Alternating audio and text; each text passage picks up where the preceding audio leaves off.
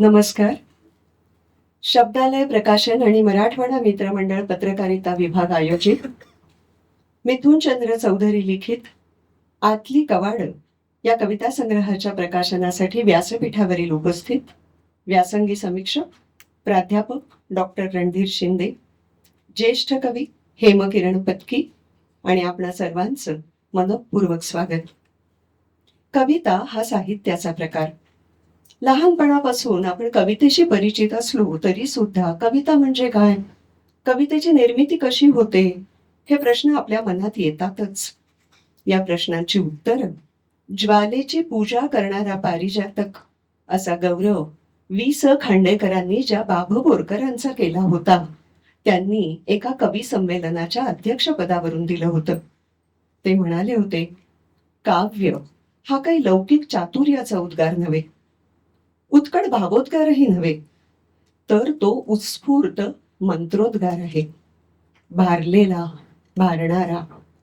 त्यात लौकिकाला अलौकिकाची कळा येते. चातुर्य शहाणं होतं. भावांना आगळी रुची येते. अंतःचक्षूंना नवाच दिव्यलोक दिसू लागतो आणि वाटतं आपण अकस्मात उंचावलो, विस्तारलो, स्वतःला हरवलो होतो, पण आता मात्र सापडलो. हीच अवस्था मिथुनचंद्र चौधरी या कवीची झाली असणार आणि म्हणूनच तेही लिहून जातात. अचानक दिसली अगणित कवाड आतली, आणखी आतली. कवीच्या उघडलेल्या संवेदनांची कवाड शब्दातून व्यक्त झाली. शब्दालय प्रकाशननं त्याला देखणं रूप दिलं. त्याचाच आज प्राथिब सोहळा. या सोहळ्याचं प्रास्ताविक करतील शब्दालय प्रकाशनच्या संचालक मृण्मयी लांडे.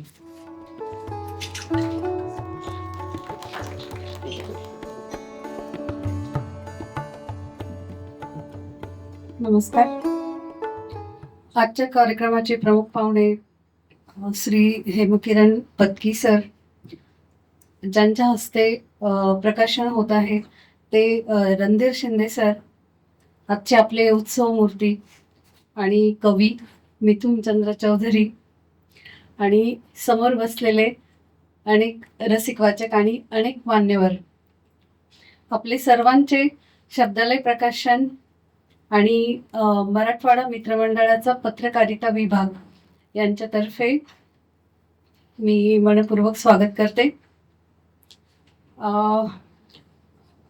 शब्दालय प्रकाशन 40 वर्षापेक्षा जुनी प्रकाशन संस्था आमच्या आईंनी, म्हणजेच माझ्या सासूबाई सुमती लांडे यांनी सुरू केली.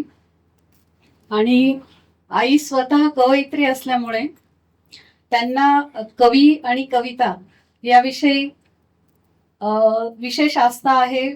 शब्दालयाला सुद्धा कवितांविषयी विशेष आस्था आहे. ॲक्च्युली आईंच्या वतीनेच आज मी या ठिकाणी आपल्यासमोर बोलते आहे. त्यांना काही कारणामुळे कार्यक्रमाला येता आलं नाही. शब्दालयाने आजपर्यंत अनेक दिग्गज साहित्यिकांचे कविता संग्रह प्रकाशित केलेले आहेत, ज्याला अनेक महत्त्वाचे पुरस्कार देखील मिळालेले आहेत. मिथुनचंद्र चौधरींचा आजचा जो आजची कवाड हा संग्रह आज प्रकाशित होत आहे, त्याबद्दल मी आज इथे जास्त बोलणार नाही. आम्ही ॲक्च्युली संग्रह प्रकाशित करून आमच्याकडून जी दाद द्यायची ती आम्ही दिलेली आहे. आता वाचकांच्या हातात आम्ही ते सोपवलेलं आहे. आपण सर्वच प्रमुख पाहुण्यांना ऐकण्यासाठी उत्सुक आहोत, त्यामुळे मी आपला जास्त वेळ घेत नाही. आपले प्रमुख पाहुणे रणधीर शिंदे सर, हेमकिरण पत्की सर, आणि आजच्या सूत्रसंचलनाची जबाबदारी ज्यांनी स्वीकारलेली आहे त्या सुजाता शेनाई मॅडम यांचे मी मनापासून आभार मानते. आजच्या कार्यक्रमाचं आयोजनात ज्यांचा महत्त्वाचा सहभाग आहे ते मराठवाडा मित्रमंडळाचा पत्रकारिता विभाग यांचे सुद्धा मी आभार मानते आणि थांबते. यानंतर व्यासपीठावरील मान्यवरांचा परिचय करून घेऊया. डॉक्टर रणधीर शिंदे, व्यासंगी, संशोधक, समीक्षक. व्यासंग म्हणजे सातत्यानं केलेला अभ्यास. शिंदे सर या शब्दाला पुरेपूर न्याय देतात. म्हणूनच दीपू चित्रे, शरदचंद्र मुक्तिबोध, विठ्ठल रामजी शिंदे, अण्णाभाऊ साठे, गोविंद पानसरे, जे.व्ही. नाईक, लक्ष्मीकांत तांबोळी, नामदेव ढसाळ यांच्या साहित्याच्या आजपर्यंत अलक्षित राहिलेल्या जागा समीक्षकाच्या नजरेतून टिपून वाचकांच्या निदर्शनाला आणून देतात आणि मग वाचकालाही नवीन परिप्रेक्ष्य निर्माण होतो. जनाक्का शिंदे महाराष्ट्राच्या समाज सुधारकातील माणिकच. या माणकाची कर्तृत्व झळाळी शिंदे सरांनी आठवणी आणि संस्मरणे याच्यातून आपल्यापर्यंत पोहोचवली. एखाद्या विद्यापीठाचा मराठी विभाग त्या विभागाच्या विभाग प्रमुखामुळे ओळखला जातो, नावाजला जातो. ज्या कोल्हापूरला आधीच खूप ऐतिहासिक लौकिक आहे त्या कोल्हापूरच्या शिवाजी विद्यापीठाचा मराठी विभाग शिंदे सरांमुळे ओळखला जातो, हे आवर्जून नोंदवायला हवं. शिंदे सर महाराष्ट्र साहित्य संस्कृती मंडळावर असतीलच, हे गृहीतच आहे. पण कोल्हापूरकर दिल्लीवरही स्वारी करतात, राज्य करतात. तसे शिंदे सर दिल्लीतल्या साहित्य अकादमीवरही सदस्य म्हणून कार्यरत आहेत. दशकाहून अधिक मान्यवर पुरस्काराचे मानकरी असलेल्या प्राध्यापक डॉक्टर रणधीर शिंदे यांचं स्वागत मृण्मयीताईंनी करावं अशी मी त्यांना विनंती करते.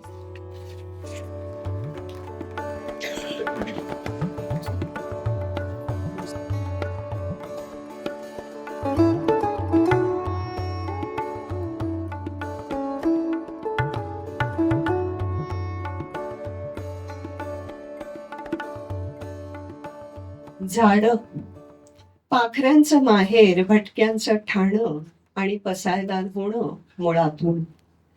हेमकिरण पत्की यांच्या कवितेतील व्यावळी. क्षमेला आणि करुणेला अन्य कोणा इतका आपणही पात्र असू हे जाणीवेत चांगलं रुजावं लागतं. ते रुजलं की तयार होते ती प्रेममय वृत्ती. या वृत्तेतून येणारी कविता बोलते, त्यातून अबोलातून अंतःकरण उघडू पाहतं. हेमकिरण पत्की यांची कविता एकांत संवेदनेनं निशब्दांची ज्योत पाजळताना दिसते. हेमकिरण पत्की यांच्या कवितेवरचा हा ज्येष्ठ अभिप्राय दिलाय त्र्यंबी सरदेशमुख यांनी. हा अभिप्रायच त्यांच्या कवितेची श्रेष्ठता अधोरेखित करतो. 3 दशकाहून अधिक काळ सुरू असलेलं कविता लेखन, ललित लेखसंग्रह, समीक्षात्मक लेखन त्यांच्या साहित्य सेवेचे मानदंड आहेत. स्थापत्य अभियांत्रिकीत घेतलेलं शिक्षण, पाटबंधारे विभागात केलेली कार्यसेवा, त्याला दिलेली साहित्याची जोड, यामुळे त्यांच्या साहित्य अनुभवामध्ये विविधता आढळते. जे कृष्णमूर्ती आणि कबीर रंग ही पुस्तकं प्रकाशनाच्या मार्गावर आहेत. अनेक पुरस्कारांचे मानकरी असलेल्या हेमकिरण पत्की सरांचंही स्वागत करूया. स्वागत करतील मृण्मयीताई.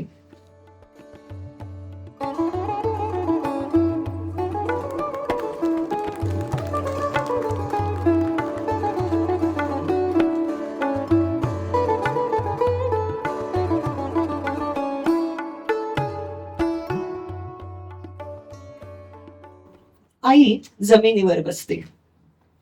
आई जमिनीवर बसते, मी तिला माझ्याप्रमाणे खुर्चीवर बस म्हणतो, तिचे गुडघे दुखतात म्हणून.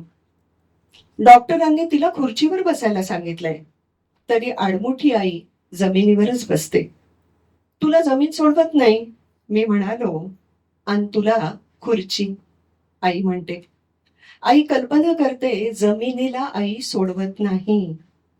मी माझा आडमुठेपणा आणि खुर्ची सोडून जमिनीवर बसतो, तेव्हा मी, आई आणि जमीन एक होतो. आई, माती, जमीन, पक्षी, आभाळ, झाडं आणि संस्कृती हे शब्दात पकडणारे मिथुन चंद्र यांच्याच या कवितेच्या ओळी होत्या. त्याच ताकदीने कॅमेऱ्याच्या पलीकडची भाषाही ते दृश्यमान करतात. या भाषेवर मग राष्ट्रीय पुरस्काराची मोहोर उमटते. आपल्या अनुभवाचं संचित पुढच्या पिढीकडे देण्यासाठी सिम्बॉयसिस विद्यापीठात प्राध्यापक म्हणून ते कार्यरत आहेत. विविध क्षेत्रात मुसाफिरी करणारे कवी मिथुन चंद्र आपली कविता संग्रामाची भूमिका विशद करतील.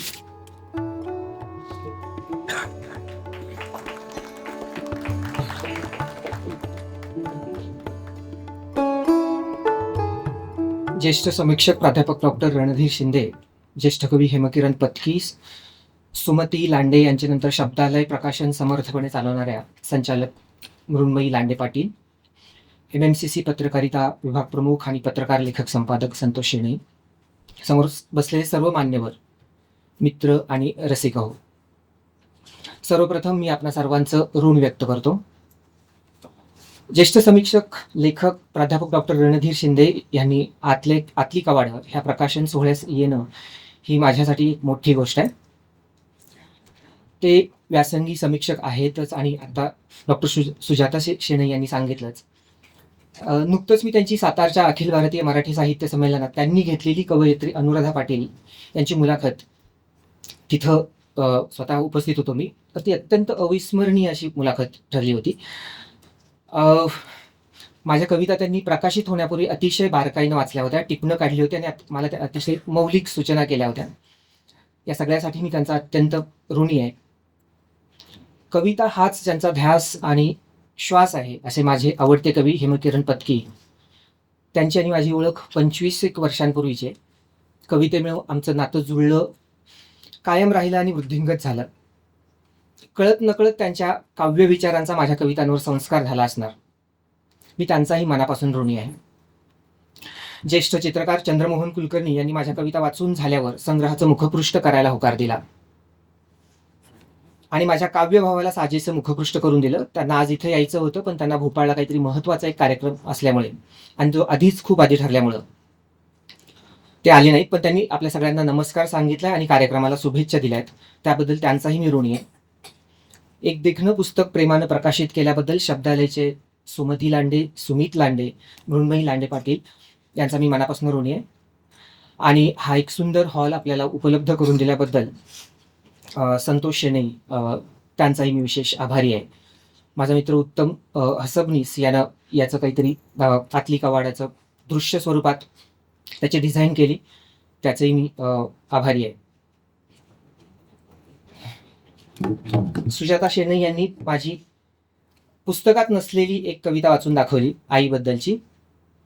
आणि नेमकं आजच धूळ पेरणी संग्रहात दिवाळी अंकात प्रकाशित झालेली आणि नेमकं आज माझ्या आईला 75 वर्ष पूर्ण होत आहेत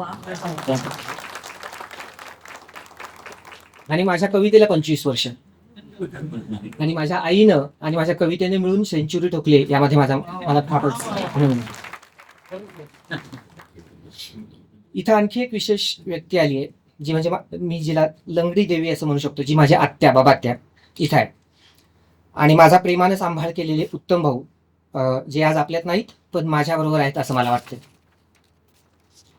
हे बाबात्या आणि उत्तम भाऊ हे शेतमजूर, शेतकरी आणि गुराखी दाम्पत्य. त्यांनी माझी ओळख पंढरपुराशी करून दिली, जनीशी करून दिली, ह्या मातीतल्या सर्वश्रेष्ठ प्रतिभावंत तुकोबाशी करून दिली. आणि ह्या ओळखी पाळखीमुळं मला बारक्यापणीच वाटायला लागलं की मी मोठा आहे, गरिबीत वाटायला लागलं की मी श्रीमंत आहे. जशी जनी अनाथ होती तसे उत्तम भाऊही अनाथ होते, त्यामुळे त्यांना दुःखाची फार चांगली जाण होती. विठोबा जनीचा सर्व काही होता आणि उत्तम भाऊच्या वडिलांचं नाव विठोबा होतं, त्यामुळे उत्तम भाऊ अनाथ आहे असं लोक म्हणायची, पण मला ते त्यावेळेस पटतच नव्हतं बारक्यापणी. त्यांचं माझ्यावर प्रेम तर होतंच, पण माझ्याबद्दल त्यांना खूप अभिमानही होता. ते पोथी वाचायचे, त्याचा अर्थ सांगायचे, मला गोष्टी सांगायचे. पंढरपूरला न जाणारा वारकरी होता तो. गुराखी होते ते, त्यांच्याबरोबर गुरं राखायला जाणं हे माझं आवडतं काम होतं. मी त्यांच्याबरोबर असताना जितका आनंदी होतो तितका कधीच असू शकत नव्हतो. त्यांच्या झोपडीतले समृद्ध दिवस माझ्या काळजावर कोरले गेलेत. त्यांच्याकडे ऐकलेल्या भजनाचे आवाज, टाळ मृदंग आणि संवादिनीचा नाद माझ्या कानात अजून ताजा आहे. आमची कुरण वस्ती, माझं कॉलेज, तिथल्या लायब्रऱ्या, सोलापूरची हिराचंद नेमचंद लायब्ररी, तिथली शेतं, पक्षी, आभाळ, झाडं आणि माती यांची आठवण येते मला आज. आमचे भाऊ ज्यांनी माझ्याकडे कविता पास ऑन केली, विठ्ठल कुंभार सर, ज्यांनी पंढरपूरच्या कर्मवीर भाऊराव पाटील कॉलेजमध्ये मला कविता शिकवली, कळवली. आम्ही असं म्हणायचो की आम्हाला कविता शिकवायला साक्षात विठ्ठल आहे. हेमकिरण पत्की सर, ज्यांच्याबरोबर मी सातत्याने कवितेवर चर्चा केल्या, ज्यांचं मला खूप मार्गदर्शन मिळालं. माझा मित्र राजू जाडकर, लक्ष्मी यादव आणि पंढरपुरातले इतर सगळे मित्रमैत्रिणी, अर्चना सावंत यांच्याबरोबर तर कोणी एकेकाळी मी कविताच जगलो. नागराज मंजुळे ज्याने माझ्या कवितेवर आणि माझ्यावर मधल्या काळात भक्कम संस्कार केले. प्रियांका दुबे, गार्गी कुलकर्णी, कुतुब इनामदार यांच्याबरोबर पुन्हा कोणी एकेकाळी मी कविता जगलो. माझी जोडीदारीण पूजा डोळस, जी माझ्यासोबत असल्याचा मला मोठा आधार आणि आनंद आहे, जी माझ्या कवितांची अनेक वेळा पहिली वाचक असते. माझ्यावर दृश्य भाषेचे संस्कार करणारे आमचे समर नखाते सर, मला उभं करण्यात मोठा वाटा असलेला आमचा नाना मोठा भाऊ योगेश चौधरी, प्रकाशानं आधी माझ्या कविता प्रेमाने वाचणारे डॉक्टर प्रदीप आवटे, नांदेडचे मित्र प्राध्यापक दिलीप चव्हाण, माझी विद्यापीठातली मैत्रीण शीतल भोसले, अमळनेरचा मित्र नितीन पाटील, प्राध्यापक विठ्ठल कुंभार सर, मी कोणाचं तरी नाव विसरतोय, सहित प्रकाशन चालवणारा माझा गोव्यातला मित्र, प्रिय मित्र किशोर, या सर्वांची आठवण होते मला या क्षणी. कवितेची व्याख्या करणं कठीण आहे, पण असं म्हणता येऊ शकेल की जी अमानुसपणाला कसोशीनं हरवण्याचा प्रयत्न करते ती कविता असते.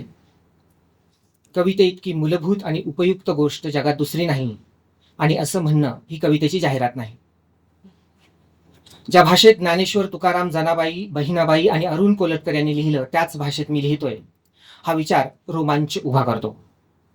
ज्या भाषेत जिजाऊ शिवबांशी बोलल्या, ज्या भाषेत इथल्या गावागावातल्या बायकांनी आपल्या व्यथा, वेदना आणि भावनांना ओव्या बनवलं, ज्या भाषेत ज्योतिबा फुले आणि बाबासाहेबांनी क्रांती केली, त्या भाषेत मला लिहायचा अनुभव मिळतोय ही अजिबातच छोटी गोष्ट नाही.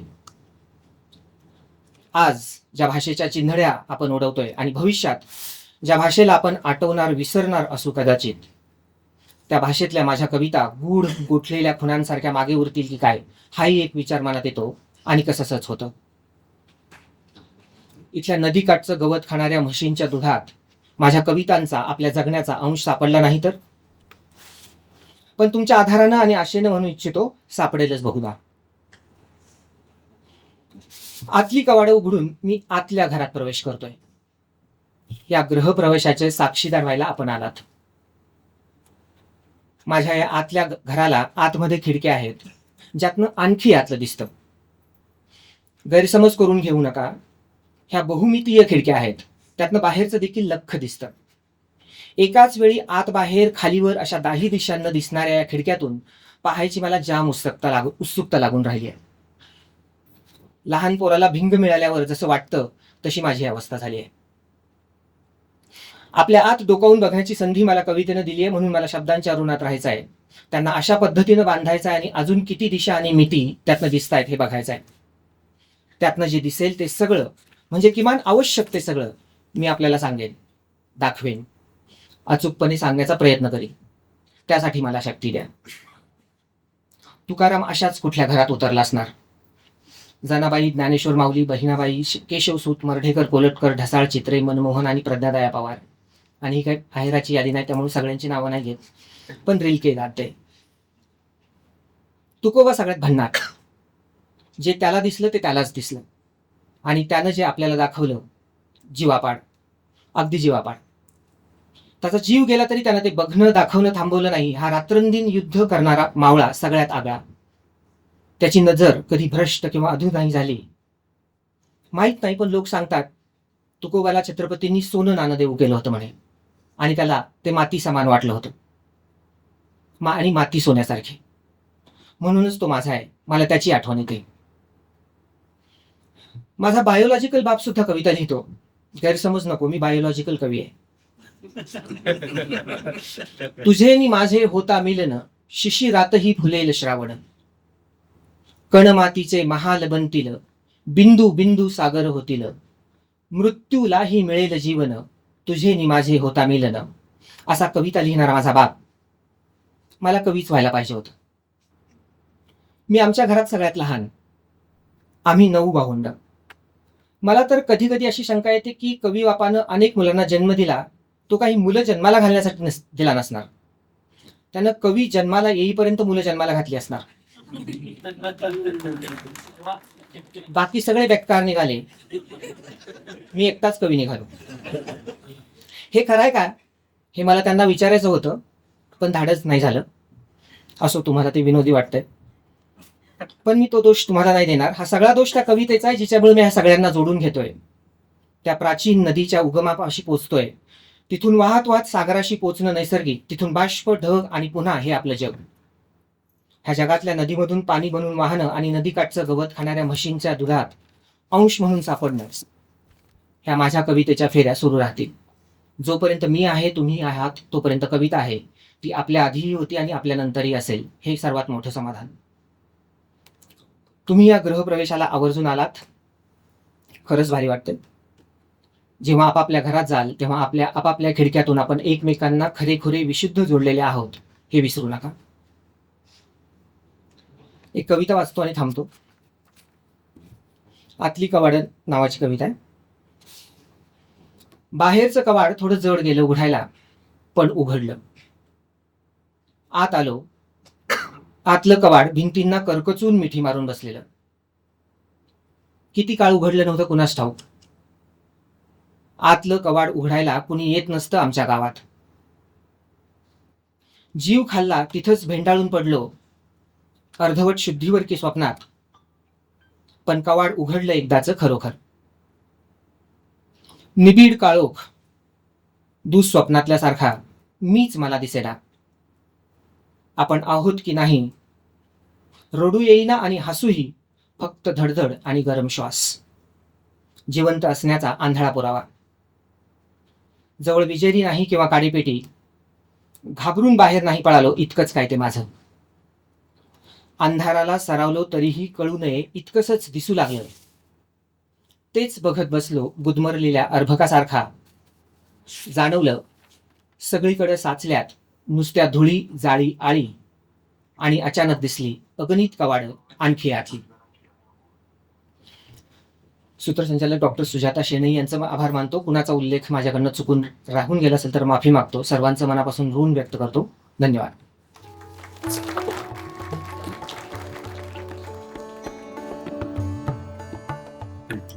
मिथुनचंद्र चौधरी यांचं मनोगत म्हणजे मला वाटतं ललित गद्याचा उत्तम नमुना होता.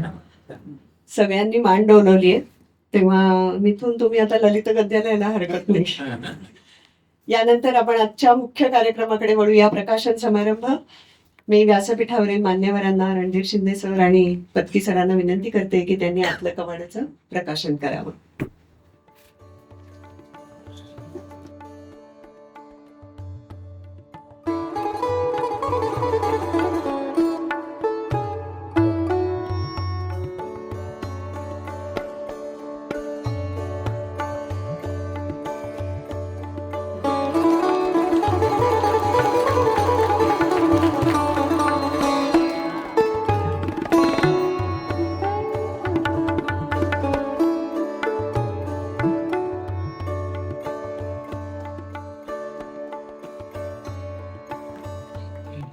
कवाड खरी खुली झाली. जो खरा प्रतिभावंत असतो तो दुसऱ्या प्रतिभावंताचा आदर करतोच, कारण प्रतिभेच्या वरद हस्ताची किमया त्याला उमगलेली असते. शिरोड्याला कवी संमेलन होतं. वि.स. खांडेकर यांनी पुढाकार घेतला होता. बाब बोरकर यांना संमेलनाला जायचं होतं, पण आदल्या दिवशी त्यांच्या हातामध्ये ज्योत्स्नाच्या अंकात कुसुमाग्रजांची प्रसिद्ध झालेली स्वप्नाची समाप्ती ही कविता वाचली. अक्षरशः भारावून गेले. संमेलनात जेव्हा त्यांना कविता वाचायला सांगितली तेव्हा त्यांनी स्वतःच्या कवितेच्या ऐवजी कुसुमाग्रजांची स्वप्नाची समाप्ती हीच कविता सादर केली. रसिक तर चित्रवत रंगत गेले. बोरकरांनी नंतर कुसुमाग्रजांचं नाव सांगितलं. आजही मला व्यासपीठावर हेच पण वेगळ्या अर्थाने चित्र दिसतंय. हेमकिरण पत्की यांच्या भूमी नव्या कवितेची या कवींच्या कवितांच्या रसग्रहणात्मक लेखसंग्रहात मिथुनचंद्र चौधरी यांच्या आहेर या कवितेचा रसास्वाद आहे. रणधीर शिंदे यांनी या पुस्तकाची पाठराखण केली आहे आणि या पाठराखणीवर कविता हेमकिरण पत्की यांची स्वतःची मुद्रा उमटवणारी आहे असा अभिप्रायही नोंदवलेला आहे. अशी 3 प्रतिभावंतांची एकत्र प्रतिभा उमटवली आहे आणि आज ते चित्र इथे समोर दिसतंय. यानंतर आपण हेमकिरण पत्की यांचा मनोगत ऐकूया.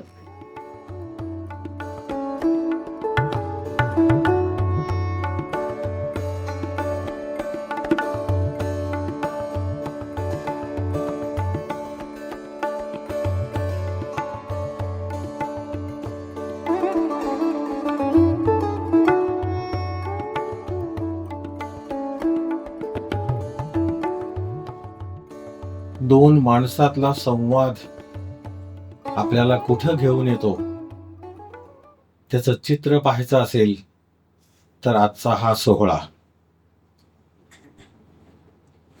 असा काळ आहे की जिथं संवादाच्या अभावानं आपण होरपळून जातो आहोत.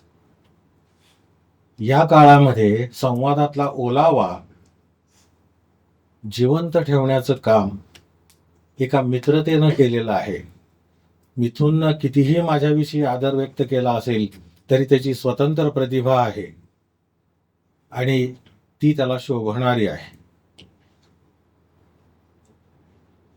कॉलेजमध्ये असताना, दयानंद कॉलेजमध्ये सोलापूरला असताना तो आणि नागराज दोघंही सायकलवर घरी यायचे आणि मग काही ना काहीतरी त्यांना सांगायचं असायचं. मला खूपच बोलायचं असायचं. ते दोघंही खूप चांगले श्रोते होते माझे. आणि नंतर मला कळायला लागलं की अरे ह्या दोघांचं आपण खूप ऐकायला हवं. तर हा जो काही मित्रतेचा भाग असतो हा तुम्हाला व्यक्त करायला एक दाब देतो आतून. तर ह्या सगळ्या आठवणी माझ्या मनात इथं कार्यक्रमाला यायच्या वेळेला गोळा झाल्या. आणि मिथुनचं संकोची असणं, नागराजचं बंडखोर असणं आणि ह्या दोघांचं एक रसायन ते आमच्या बैठकींमध्ये, संवादामध्ये यायचं. आणि तेव्हा संजय आवटे सरांनी मला सांगितलं होतं की कट्ट्यावरील कविता असं काही सदर सुरू करता येते का संचारमध्ये. तर मी म्हटलं हो, आपण एका निराळ्या पद्धतीने करूयात. आणि मग मी त्यांना एक कल्पना सुचवली की म्हटलं कॉलेजमध्ये जी लिहिणारी मुलं आहेत त्यांच्यामध्ये खूप चांगलं असं संचित असतं आणि खूप नवं असं काहीतरी देण्याची त्यांच्याकडे एक तातडी असते.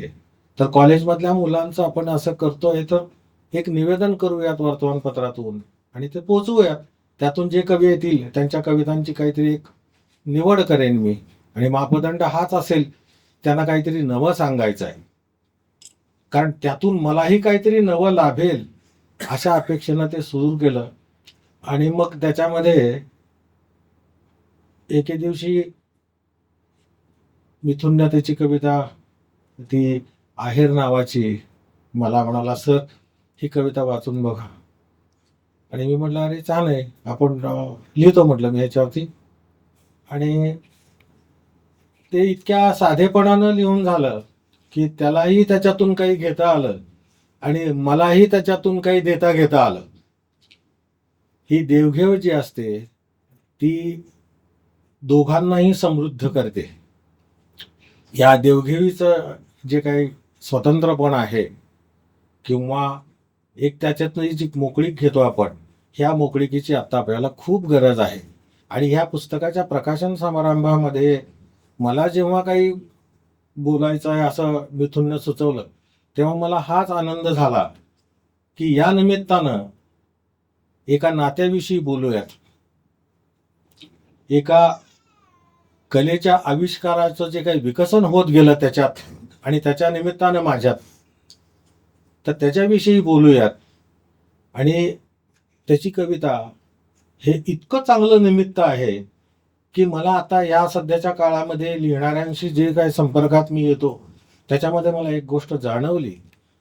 आणि त्याची कविता वाचताना मी ज्या काही नोंदी केल्या त्या नोंदी अत्यंत मोकळेपणानं, कुठल्याही समीक्षकाच्या अभिनिवेशाशिवाय आणि माझ्या आकलनाच्या स्वतंत्र रीतीलाही बाजूला ठेवायला लावेल असं चॅलेंज ह्या कवितेने मला दिलं.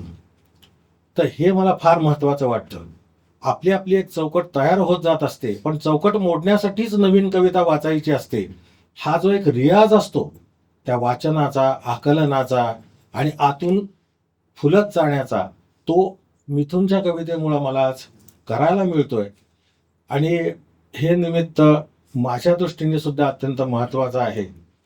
मला दुसरा एक आनंद असा वाटतो की इतक्या चांगल्या रीतीनं पुस्तकाची निर्मिती होऊ शकते हे सुद्धा सुमतीताईंच्या ह्या प्रकाशनाचं मला फार मोठं फलित वाटतं. अलीकडं पुस्तकांचं जे आहे ते देखणेपण जे आहे ते देखणेपण अंतरंगाला देखणं किती करतं हा एक मोठा भाग आहे. वाचकांना आकृष्ट करणं आणि ग्राहकांना आकृष्ट करणं, तर ग्राहकांना आकृष्ट करणं हा जो भाग आहे, ह्याच्यासाठी वाङ्मय निर्मिती आहे की नाही ह्याविषयी मी अजिबात साशंक नाही.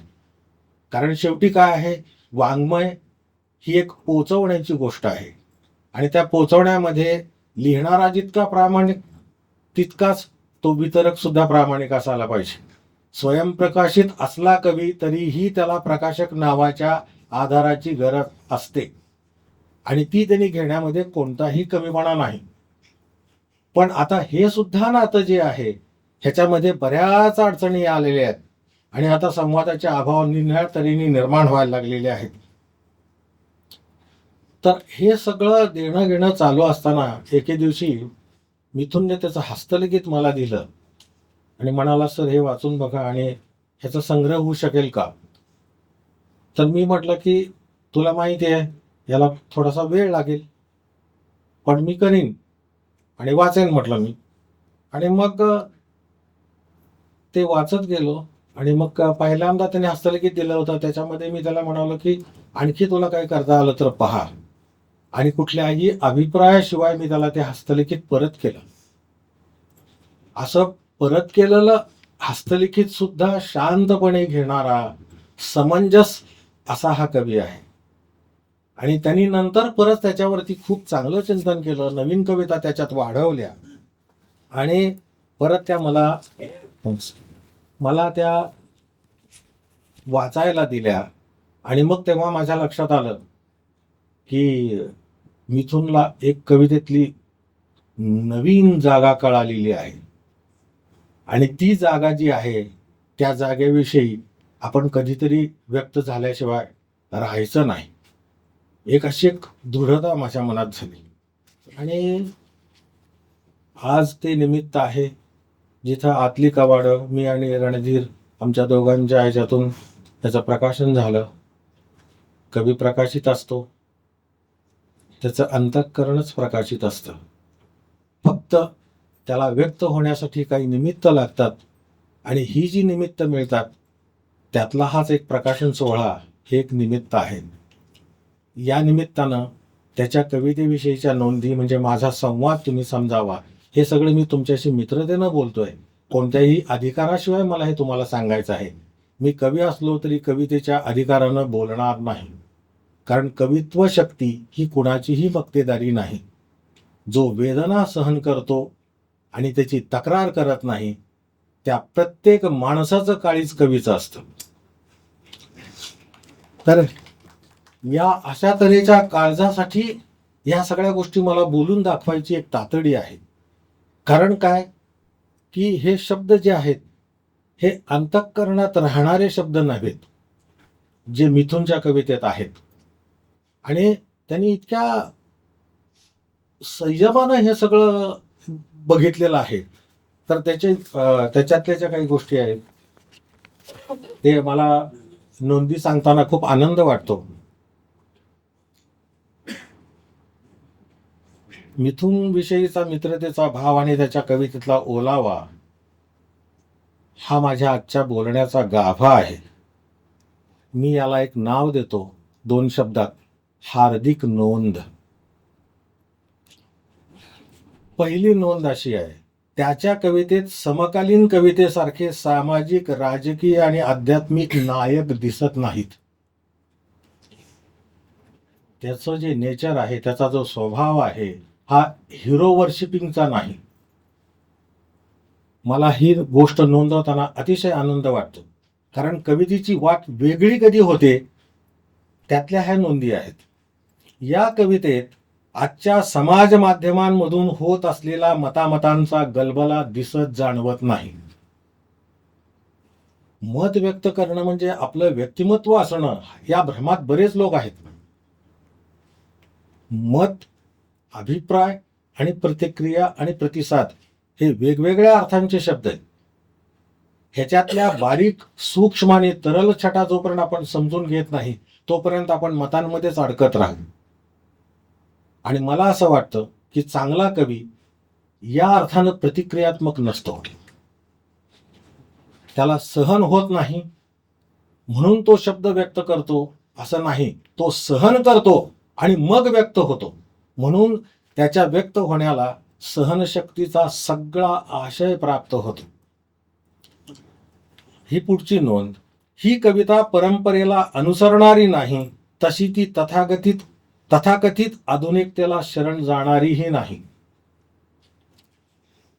ही कविता परंपरावादी नाही, आधुनिकतावादीही नाही. मग ह्या कवितेने काय पाहिलंय आपण त्याच्या कवितांमधून जाणून घेणार आहोत. आधी या नोंदी ऐकून घेऊयात. या कवितेची भाषा पूर्णपणे ग्रामीण अथवा महानगरी नाही. शेवटी कविता हा भाषिक प्रांत आहे. भाषेचं मोठं त्याच्यामधलं योगदान आहे. भाषेशिवाय आपण व्यक्त होऊ शकत नाही. ज्याची त्याची भाषा असते.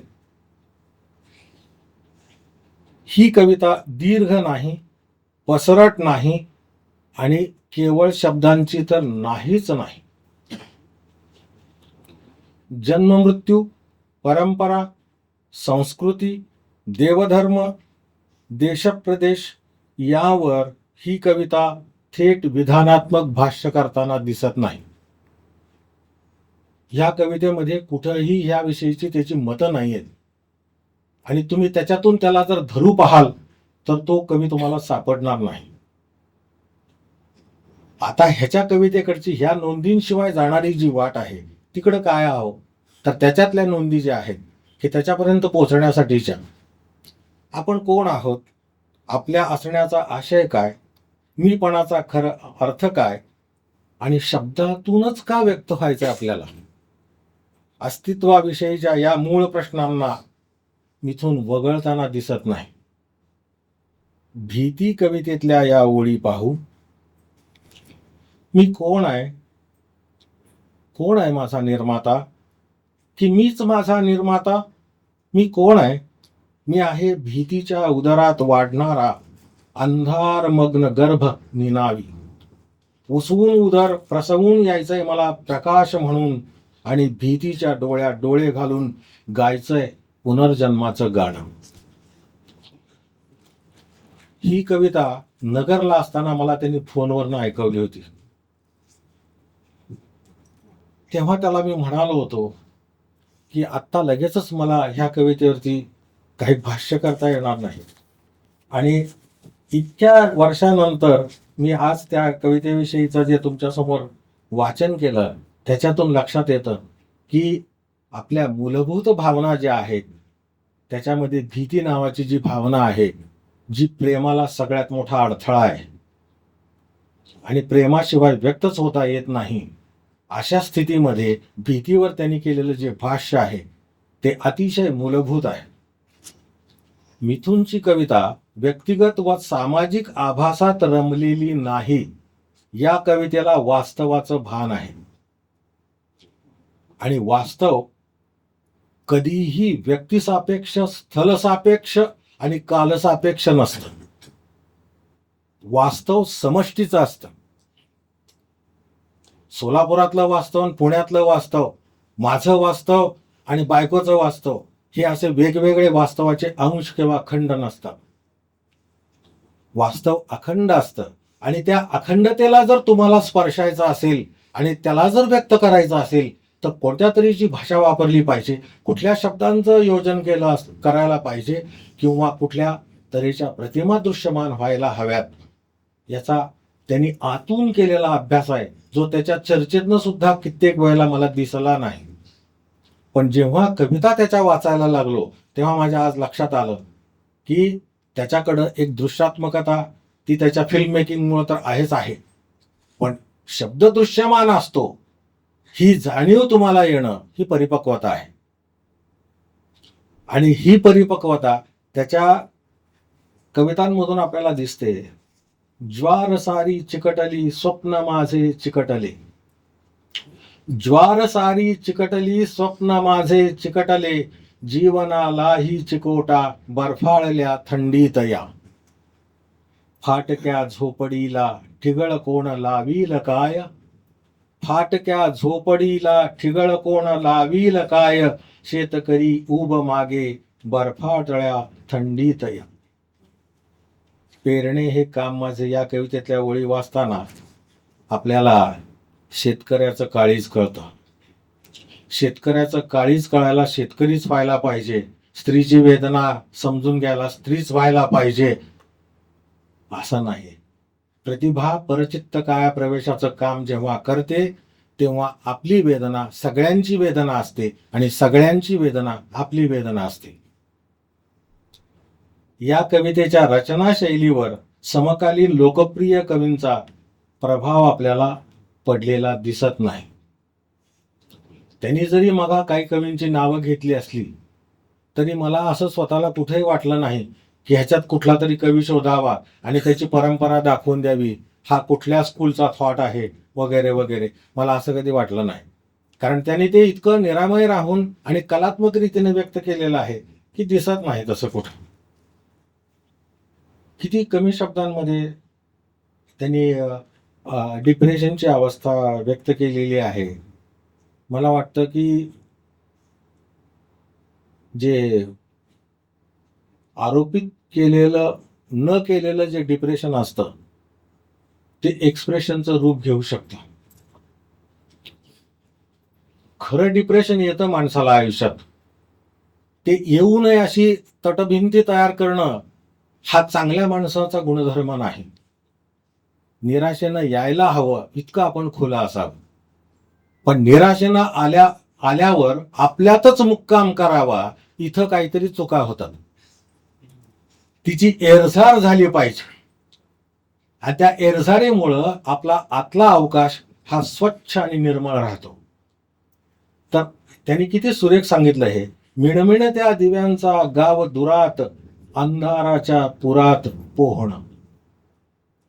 मिणमिण त्या दिव्यांचा गाव दुरात अंधाराच्या पुरात पोहणं. चहूबाजूंनी वाढलेल्या गवतात चंद्राची वाट पाहत चाचपडणं. कधीतरी मग पहाट गिचमीड वाट सापडणं. हा गिचमीड हा शब्द जो आहे तो किती चपखल बसतो इथं. कारण डिप्रेशन मध्ये काय असतं, हाच गुंता असतो, हीच आणीबाणी असते. बाहेर पडायला मार्ग दिसत नाही आणि बाहेर पडायची धडपड थांबत नाही. अशा अवस्थेमध्ये आपण जे काही अनावश्यक आधार घेतो, अनावश्यक अवलंबन घेतो, त्याच्यामुळं खरं डिप्रेशन खरं एक्सप्रेशनकडे जात नाही. कारण रेमेडी वापरली की संपलं. कवितेला सगळ्यात घातक जर कुठली गोष्ट असेल तर सायकोलॉजिकल रेमेडीज आहे असं माझं स्वतःचं म्हणणं. म्हणजे नेहमी मला असं वाटत आहे, कारण तुम्ही जे आधार घेता ते तुमच्या निर्मितीला घातक होतात. तुम्ही जितकं निराधार राहता तितकी कविता तुमच्या कुशीत शिरते. आणि हे तिचं शिरणं जे आहे ना हे अत्यंत सुंदर आहे. मिथुन चौधरीची कविता ग्रामीण आणि महानगरी संवेदनांच्या मिश्रणातून तयार झाली आहे. भाषेचं मिश्रण तयार होणं ह्याच्यासाठी एक लवचिकता लागते. माझीच बोली खरी, माझीच भाषा खरी, आणि आता जे काय आपण भाषायुद्ध करत चाललेलो आहोत ह्याच्यातून आपण काय साधणार आहोत. आपल्याच भाषेत आपल्याला नीट व्यक्त होता येत नाही. आपल्याच भाषेतून नीट व्यक्त होणाऱ्या माणसाला आपल्याला साधेपणानं समजून घेता येत नाही. कशासाठी द्वंद्व उभं करतो आपण. हे द्वंद्व मिथुनच्या कवितेमध्ये नाही. या कवितेतील प्रतिमा साध्या, उत्कट आणि खऱ्या तळमळीतून निर्माण झाल्याचं आपल्याला जाणवतं. या कवितेचा निसर्गाविषयीचा, माणसांविषयीचा ओलावा काळजाला भिडणारा आहे. मला कवितेचा प्रधान गुणधर्म जर कुठला वाटत असेल तर चांगली कविता प्रत्ययकारी असते. तीच तुम्हाला बोलायला लावते, तीच तुम्हाला वाचायला भाग पाडते, तीच तुम्हाला अभिप्राय नोंदवायला भाग पाडते. ह्या सगळ्या गोष्टी मिथुननी ह्या त्याच्या कवितेमध्ये दाखवलेल्या आहेत. आणि कदाचित त्यामुळंच मी आज इथं तुमच्यासमोर संवाद करायला उभा आहे, कुठल्याही अधिकाराशिवाय. त्याची आणि ह्या त्याच्या कवितेचा स्वभाव धर्म जो आहे तो अल्पाक्षरी आहे. हे सगळी कविता जी आहे त्याची ती सगळे कमीत कमी शब्दांमधली आहे. त्याचा एक उत्तम नमुना आहे. जी ती कविता मला त्यांनी पाठवली पण होती वाचायला आणि त्याच्यावर मी तेव्हा अभिप्राय देऊ शकलो नव्हतो. पुनरागमन नावाची कविता ह्या आतली कवाडा या संग्रहामध्ये आहे. माझ्या पुनरागमनाची वाट बघणं तुला जड जात असेल मी पुन्हा जाण्यासाठी पुन्हा नक्की येणार आहे. माझ्या पुनरागमनाची वाट बघणं तुला जड जात असेल, मी पुन्हा जाण्यासाठी पुन्हा नक्की येणार आहे. मात्र तू माझी वाट बघणं सोडू नकोस. तू बघितलेल्या वाटेशिवाय मला परतण्यासाठी दुसरी कोणती वाट असणार आहे? इतकं सुंदर, इतकं सूचक, मला वाटतं की भावसूचकता ही जी आहे ही इतक्या छान साध्या पद्धतीने आणि सुबोध रीतीने, सुगम रीतीने करणं हे त्याच्या कवितेचं वैशिष्ट्य आहे. मिथुनची कविता समूह, समाज, चालीरीती व नातेसंबंध यांचं चिंतन जीवनमूल्यांच्या आधारानं करते. झाडांविषयीच्या त्याच्या ज्या कविता आहेत त्याच्यामध्ये त्याची मनोभूमी दिसते आपल्याला आणि त्याचं हृदयाकाश दिसतं. झाडांप्रमाणे खोल गेली आहेत माझी मुळं मातीत. झाडांप्रमाणे खोल गेली आहेत माझीही मुळं मातीत. जर माती सोडली तर कोसळेन मी मुळांसकट. झाडांची आणि माणसांची मुळं मातीतच रुजतात. आपल्याला आपला गाव कशासाठी प्यारा असतो? आपल्याला आपलं घर का भावतं? आपल्याला आपल्या माणसांविषयी का आपुलकी वाटते? याच्यामध्ये आपल्यात सुद्धा झाडपण असतं आणि झाडात सुद्धा हे माणूसपण असतं. हे गुणसाधर्म्य कवीनं इथं दर्शवलं आहे. माती या प्रतिमेतून कवी मनावरचा देशीय संस्कार आपल्याला जाणवतो. झाडं स्थलांतरित होत नाहीत, पाखरं स्थलांतरित झाली तरी. हा झाडांचा जो स्वभाव आहे तो किती चांगल्या रीतीने व्यक्त केलेला आहे. जो संस्कार अस्सल देशीय असतो तो सर्वदेशीय असतो. हे आपल्याला इथं जाणवल्याशिवाय राहत नाही. आकारानं छोट्या असलेल्या या कवितेच्या संग्रहात आतली कवाडं या शीर्षकाची एक कविता आहे जी त्यांनी मघा वाचून दाखवली. ज्या त्यालाही ती कविता स्वतःला खूपच भावलेली असावी. त्यातील ओळी ज्या आहेत म्हणजे मी ज्या निवडून घेतल्या कवीच्या नेणिवेचं प्रातिनिधिक संवेदन चित्र आहेत. ह्या शब्दांना बिचकायचं कारण नाही आहे की प्रातिनिधिक संवेदन चित्र प्रत्येकाचं एक प्रातिनिधिक संवेदन चित्र असतं. शब्दचित्र असतं, भावचित्र असतं,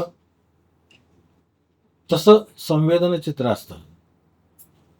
तर माणसाचं संवेदन चित्र जे आहे ते प्राण्यांच्या चेतनेच्या पलीकडे जातं आणि काहीतरी पाहतं आणि मग ते जे पाहिलेलं आहे त्याची एक चित्रात्मक कृती त्याच्या मनात तयार होते.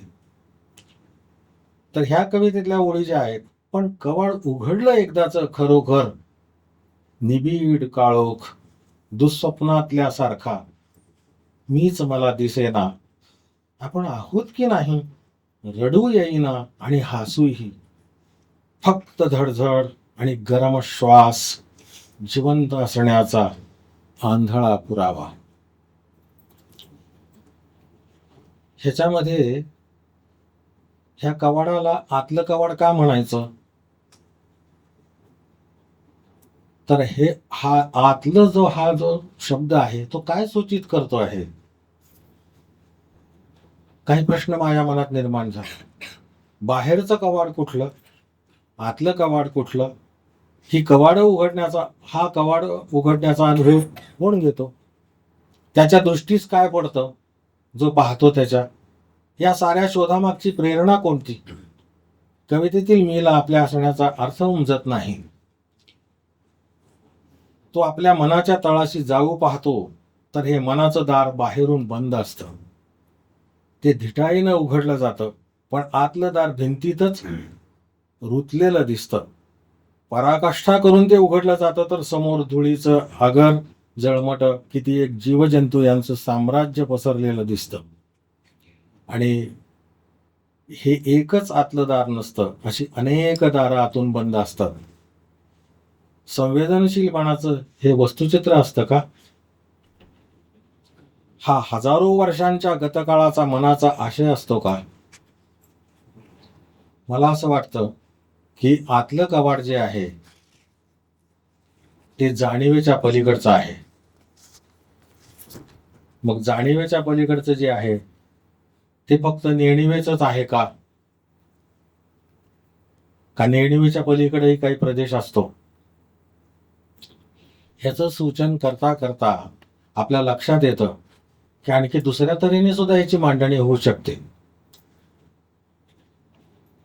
की देहाचं दार आहे, मनाचं दार आहे, त्याच्या पलीकडं बुद्धीचं दार आहे, आणि त्याच्या पलीकडं ज्याला कुठलंच नाव नाही, ज्याला नामरूप नाही, असं एक दार आहे. आणि त्या दाराकडं त्याचा निर्देश आहे आणि ते त्याला जाणून घ्यायचंय.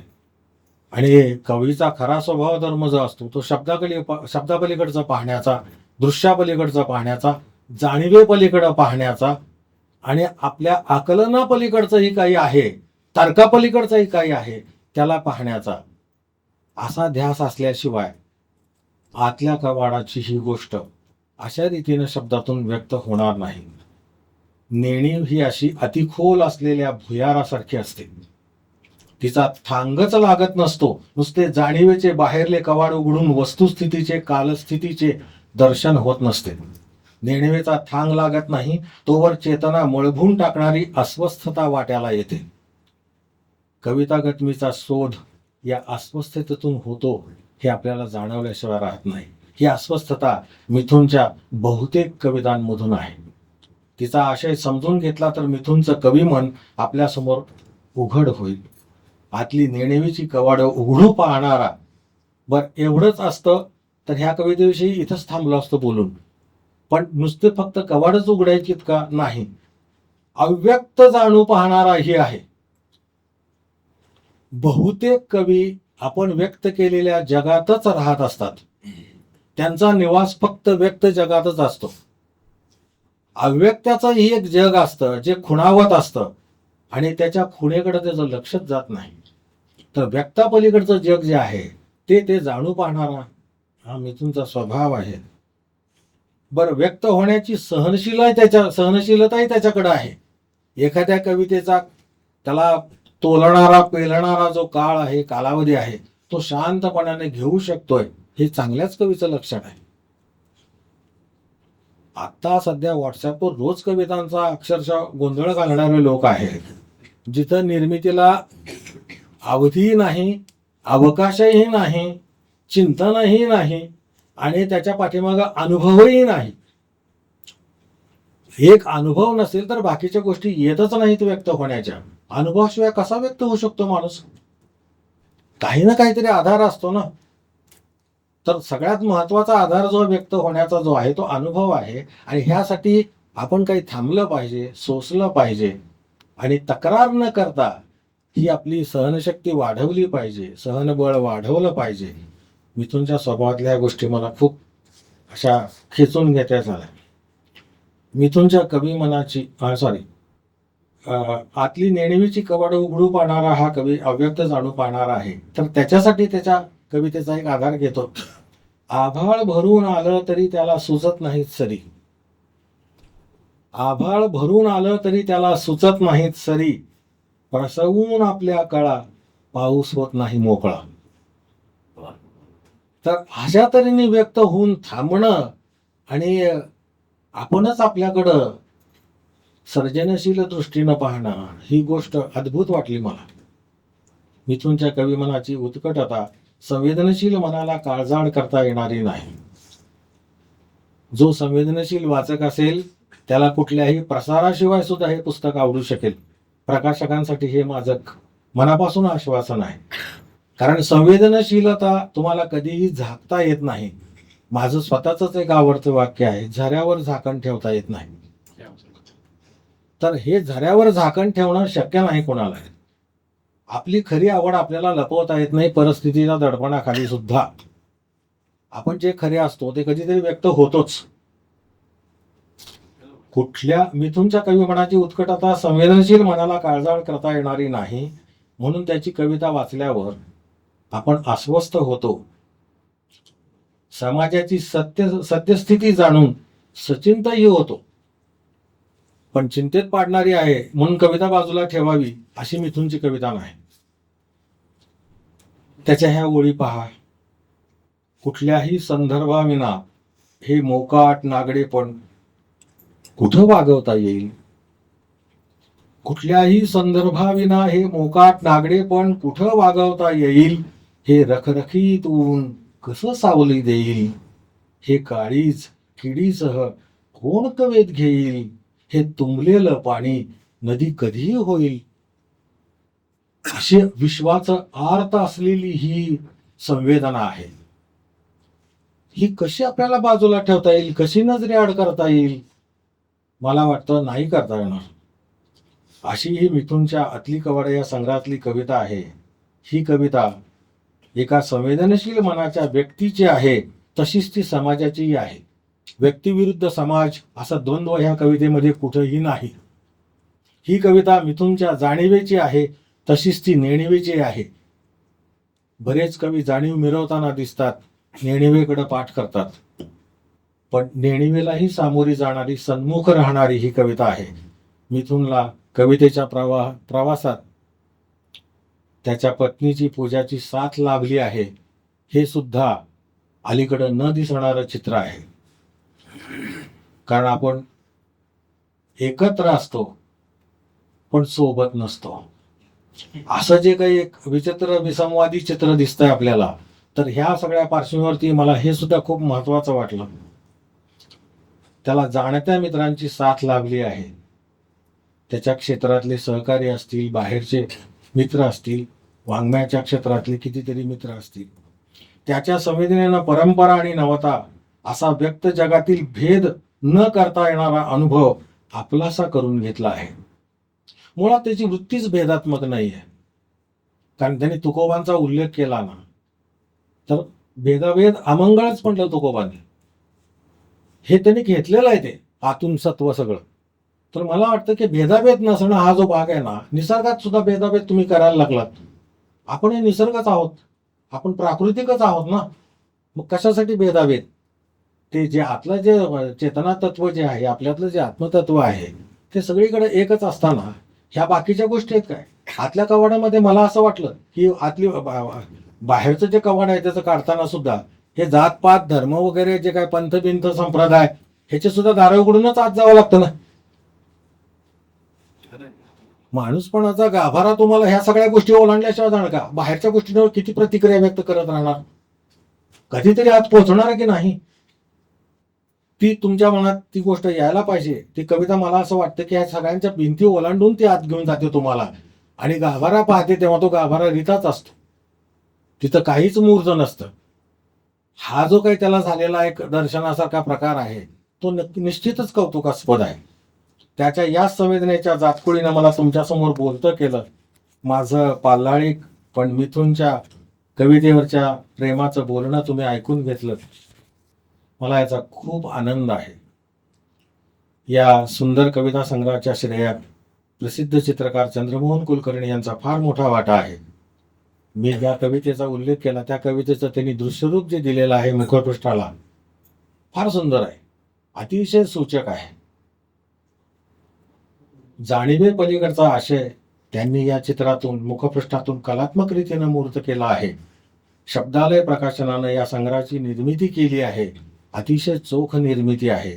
पुस्तकाच्या आकारापासून ते आशयाच्या उठावापर्यंतचं काम अतिशय उत्तम झाल्याचा अभिप्राय मला नोंदवताना खूप आनंद वाटतो.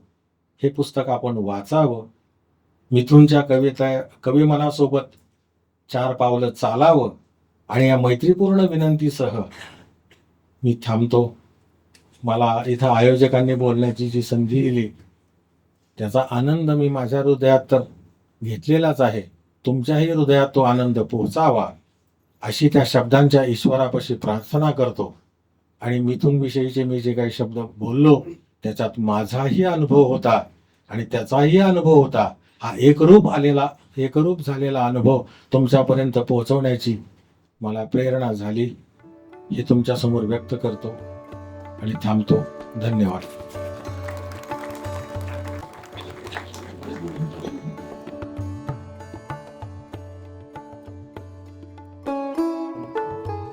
मिथुनच्या अल्पाक्षरी कवितेवरचं सरांचं दीर्घ चिंतन काव्य आपण ऐकलं. सर, मनोमन धन्यवाद.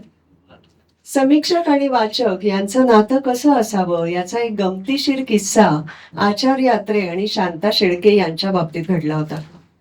शांताबाईंनी कामाला सुरुवात केली तीच मुळी आत्र्यांच्या नवयुग या वृत्तपत्रातून. सुरुवातीला आत्र्यांच्या हाताखाली लेखनाचं काम केल्यानंतर त्या थोडं स्वतंत्र लिहू लागल्या.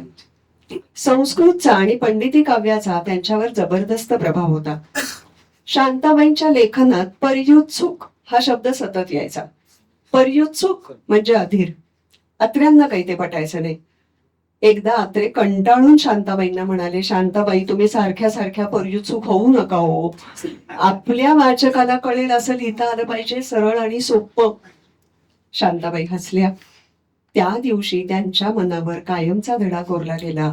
आपण लिहितो ते समोरच्याला कळलं पाहिजे.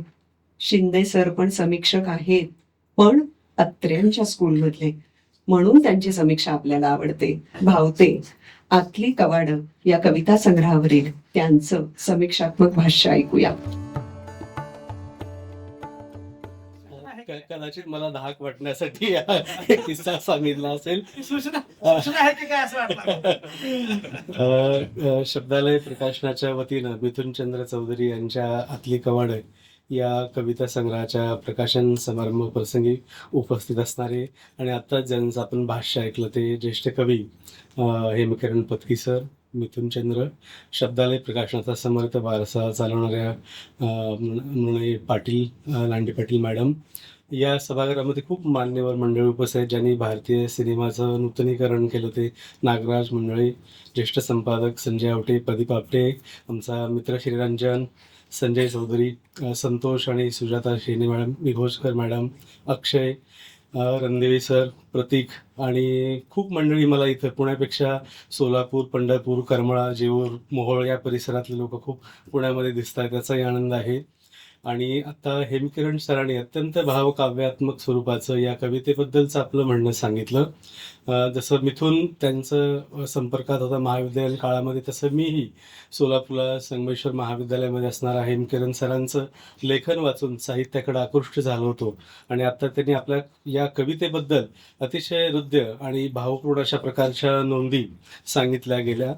या कवितेचा माझ्या मनावर जो एक संस्कार उमटला त्याविषयी आणि काही सर्वसाधारण स्वरूप या कवितेबद्दल माझ्या मनामध्ये ज्या काही भावना किंवा विचार निर्माण झाले, एकतर मिथुनचंद्र सिनेमामध्ये किंवा ज्या प्रकारचं अध्यापन तो करतो त्याच्याविषयी मला माहिती होती. एक 3-4 सूत्रांचा आणि या कवितेचं वेगळेपण कशा प्रकारचं, अर्थात कवितेचं अर्थनिर्णय हे सापेक्ष स्वरूपात देखील असण्याची शक्यता असते. मी त्याच्या सामाजिक जाणीवेकडून अंतरिकेकडचा जो प्रवास झालेला या कवितेमध्ये या काही आणि अतिशय संवेदनशील स्वरूपाची ही कविता आहे. त्याचं मनोगत ज्या पद्धतीचं आहे आपण ऐकलं की कवितेचे संस्कार आपल्या मनामध्ये कसं तो त्यांना रिझवले आहेत किंवा मुरवलेत आणि त्याची प्रतिक्रिया कोल्हटकरांच्या पासून वर्डेकरांच्या पासून ते जनाईपर्यंत संत परंपरेचा वारसा त्याच्यातल्या खूप चांगल्या खुणा त्याच्या नितळ अशा मनोगतामध्ये होत्या. या कवितेतली एक सामाजिक जाणीवेची बाजू म्हणजे आणि सतत ज्या अनाम आणि अनोळखी अशा मजुरांच्या बद्दल, स्थलांतरितांच्या बद्दल एक 3-4 कविता याच्यामध्ये फार चांगल्या प्रकारचं आपलं सभोवतालचं जीवन किती बत्तड, किती असंवेदनाशील आणि दांभिक स्वरूपाचं झालंय याच्या काही कविता आणि याच्या फार चांगल्या खुणा या कवितेमध्ये. विशेषतः सिनेमामध्ये देखील छोट्या बहुत त्यांनी काही लघुपट निर्मिती केली असेल. एक मजुरांचं जग आहे, जे परात्मतेचं जग आहे, जे तुटलेपणाचं जग आहे. या जगाशी, इथल्या वर्गभेदाशी आपला काही संबंध राहिलेला नाही. आपण जे निर्माण करतो त्याचा वाटा, त्याचा हिस्सा आपल्याला अंशतःही लाभत नाही. अशा प्रकारच्या मजुरांचं, सामान्य माणसांचं एक परात्मतेचं एक दुखरी जाणीव या कवितेमध्ये आहे. आपण जी घरं बांधतो त्या घरावरती या माणसांचा काही हिस्सा राहत नाही आणि ती निघून जातात. की गच्च ट्रक असेल, ट्रॅक्टरवर आपल्या सामानासर बरोबर ती बसून निघून जातात. जी डोक्याला हात आणि गुडघ्यात माना घालून बसलेली असतात, की ज्यांना या समाजामध्ये, या व्यवस्थेमध्ये कुठल्याही प्रकारची मूल्य नाही आहे, अशा प्रकारचा. आणि आपण मध्यमवर्ग मात्र सेकंड होमच्या शोधामध्ये असतो. UP, बिहार किंवा बंगाली किंवा कोयता घेऊन ते ऊसतोड करणारे असतात, जे स्वतःला गाळून आपल्याला साखर देत असतात वाटायला. ज्या मार्क्सच्या विचारांचा की मजूर इथला परात्म का होतो त्याचं एक चित्र त्यांच्या कवितेमध्ये मराठीतले एक श्रेष्ठ चित्रकार सुधीर पटवर्धनांची चित्र आपण पाहिली असेल. या चित्रांची आठवण व्हावी अशा काही कवितांच्या खुणा मिथुनच्या कवितेमध्ये आहे. अतिशय कोरडी, तटस्थ, भावनाहीन, चैतन्यरहित महानगरातल्या या सामान्य माणसांचं अतिशय कोरडेपणाचं चित्र पटवर्धनांच्या चित्रामध्ये आहे. तशा खुणा या कवितेमध्ये आहेत. किंवा नेमाड यांची एक फार चांगली कविता आहे.